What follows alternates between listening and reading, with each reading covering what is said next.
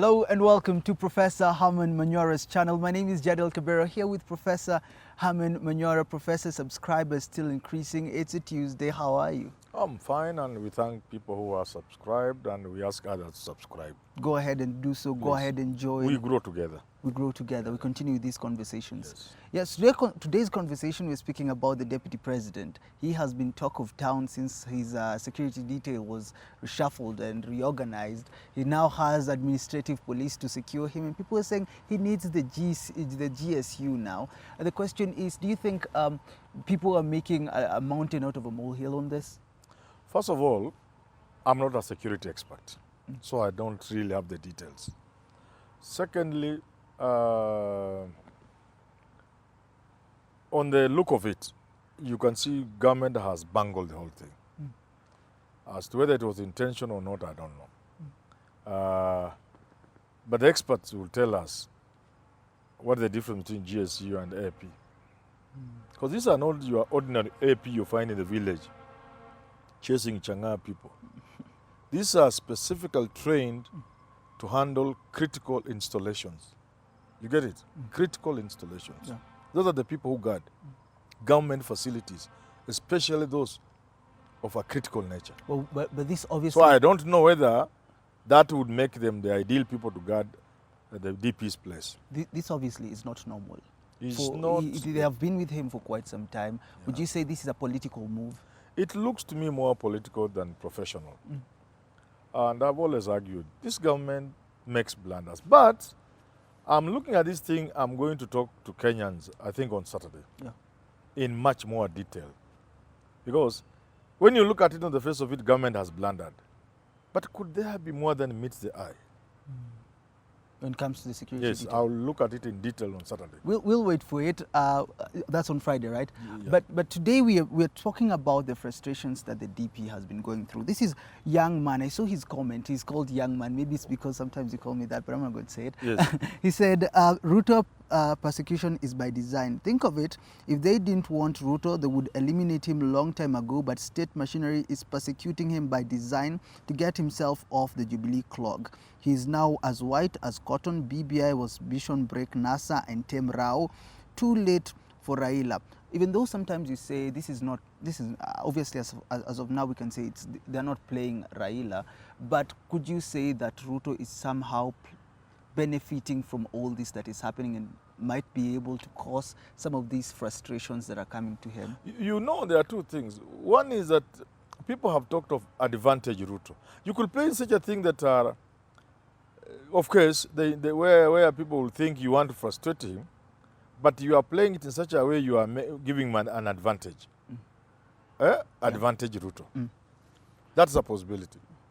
Again, we have said there's a possibility Uhuru could be playing Raila. It's a possibility. This is politics. Although by the timing we say now, where it has gotten, it's not possible. But there are things that are difficult to understand in this game. You see, for example, there could be a measure of that, but not from Uhuru. Because this thing of the Uhuru succession is not entirely managed by Uhuru and Raila and Ruto. There are interest parties within OP. There are people at State House. There are people within the deep state. There are family people, even with the Uhuru family and the rest of those people. Even with Raila. Do you think Raila may see something different from even Aida, and she has influence. So I'm saying there are many players in this game. And some of them could deliberately make a mistake, like that one of replacing Ruto's security. Yeah. Deliberate, but it's a mistake. Later they are told it was wrong. Okay, we are sorry, sir. But it was deliberate. There are those I know for a fact. Not everybody within the handshake circles, government circles, the Uhuru circles, would want Raila to be the one to succeed Ruto, to Uhuru. There are those who think Raila is not the right person to succeed Uhuru, but they are within the Uhuru camp. Do you think the DP is playing this game well? He hasn't reacted angrily. In fact, he called them and gave them tea at his hustler mansion. How would you judge his reaction to all this? First of all, I've said many times, Ruto is a sharp politician. Secondly, Ruto has been playing the victim card, the sympathy card. So anything you throw at him, If it's going to give him advantage, he will use it. So this thing, he has used it effectively. Do you think he's happy with the frustrations that he's getting? Oh, of course he wouldn't be happy, but he makes the best out of it. Throw lemon at him, he makes lemonade. Everybody was saying that yesterday, Yes. making lemonade. Yes. Now, he said that he's not going to resign. He said he's serving the people. I don't know, something he said about ice creams. What would you tell him now when it comes to resignation and staying in the government, saying that he's representing the people and it would be betrayal on his part to resign? No. There are two things here.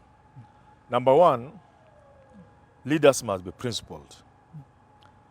We need leaders who understand the meaning of values, of character. If you are a deputy to somebody and they say the things Uhuru said, you cannot remain in government. Out of principle.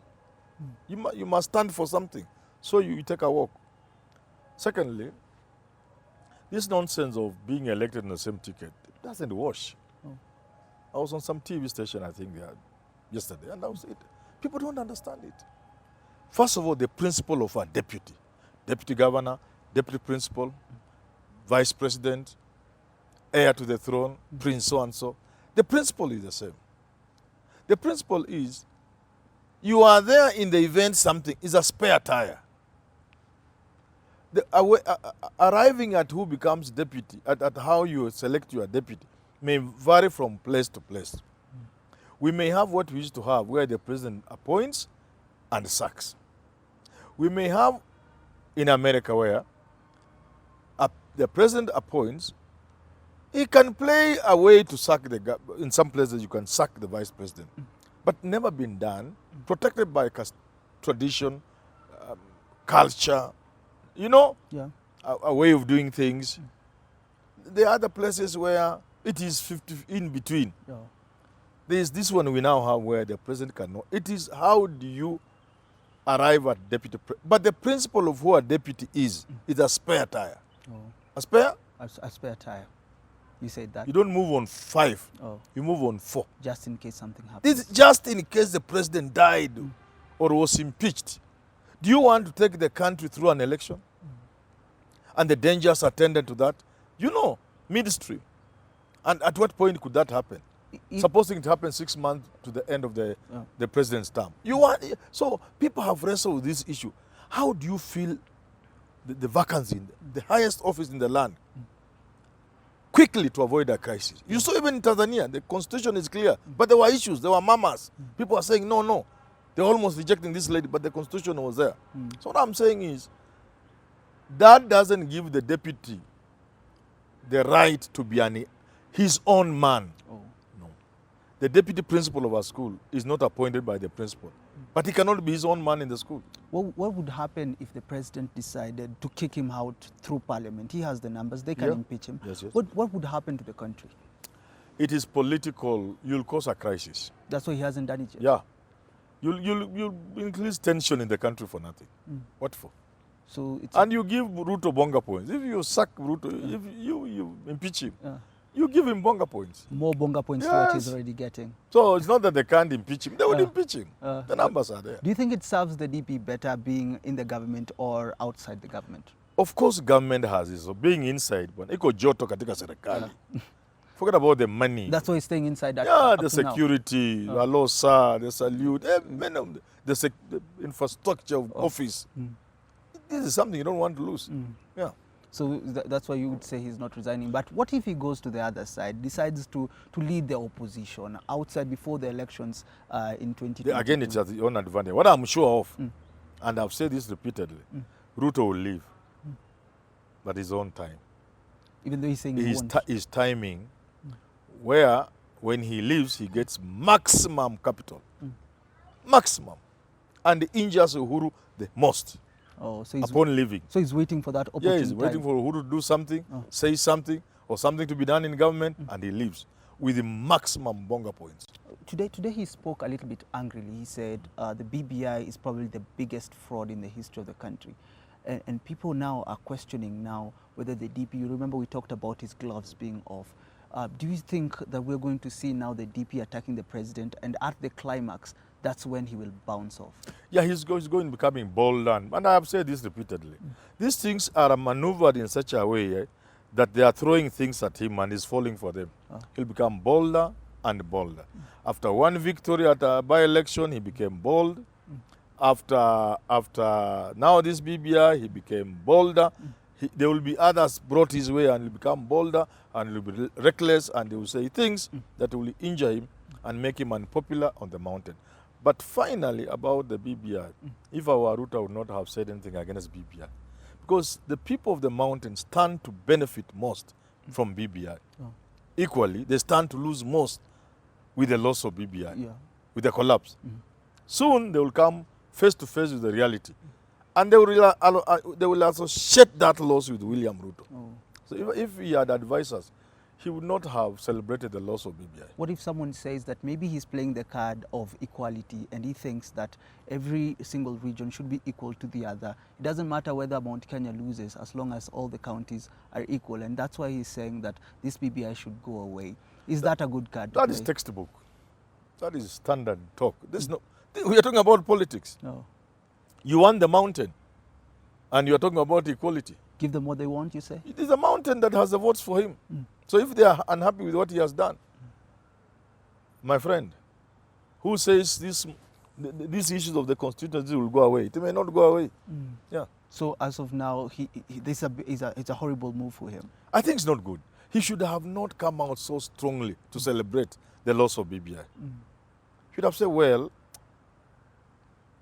some people wanted, some didn't want.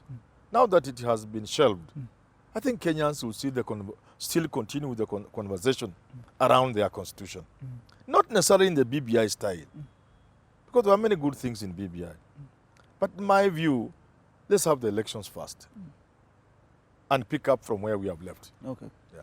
Oh, finally, there's some sort of smoke at the mountain region, right? Moses Kuria, disagreement over parties and coalitions with UDA. How do you see this playing for the deputy president when it comes to the leaders not agreeing on the structures of the same? You know, finally, and I've said many times, finally, UDA will be a strange party on the mountain. It will be a Kalenjin party, finally. And that's why Moses Kuria, Kiunjuri, and Mother Karua are setting pace. They will be joined, they have already been joined by others. They are already no longer, they are not just 3 anymore. They are like 6 now. They will get to 10 parties. And together with what formation Uhuru will come with, those will be the formations that will work around Mount Kenya. UDA will be a strange party. Inevitably, do you think Ruto will be forced into a coalition with the parties? He has no option. But by then it will be too late. Already they have turned. They began by attacking Kuria and saying we don't want coalitions. We want, if you are working with us, join UDA. But now they have seen the danger in that. They are already toning down. Because they know they will be forced into that. But I suspect what Mother and Karua and Kiunjuri are doing is to forestall that. By the time Ruto wants that, it will be too late. They're already somewhere else. Yeah. Okay, thank you so much for tuning into today's conversation on politics. My name is Jadal Kabira here with Professor Herman Manyora. Conversation on frustrations that the DP is going through. And Prof, you've said it clearly, it might be too late when he joins the bandwagon for Mount Kenya region. Correct. Okay, until we have these conversations again, have yourselves a lovely rest of your day.